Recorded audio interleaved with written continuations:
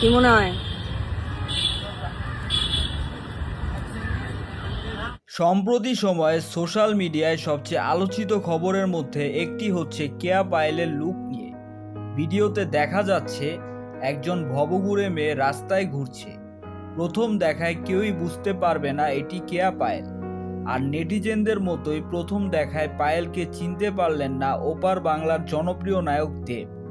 এই লুক নিয়ে দেবের মন্তব্য কী ছিল বিস্তারিত জানাচ্ছি। তার আগে আপনি যদি আমার চ্যানেলে নতুন হয়ে থাকেন তাহলে চ্যানেলটি সাবস্ক্রাইব করে পাশেই থাকুন। ধন্যবাদ।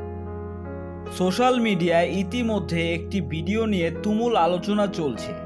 আর সেই ভিডিওতে দেখা গেছে একজন ভবঘুরে মেয়ে রাস্তায় ঘুরছে, কিন্তু লক্ষ্য করে দেখার পর বোঝা গেছে যে এটা আর কেউ না, এটা হচ্ছে ছোট পর্দার জনপ্রিয় অভিনেত্রী কেয়া পায়েল।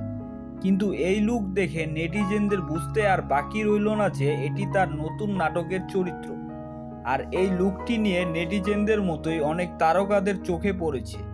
তাদের মধ্যে একজন হলেন ওপার বাংলার জনপ্রিয় নায়ক দেব। দেব বলেন, আমি প্রথমে ভেবেছি এটা কোনো ভবঘুরে মেয়ে, আমি চিনতেই পারিনি। পরে একটু খেয়াল করে দেখলাম এটা কেয়া পায়েল।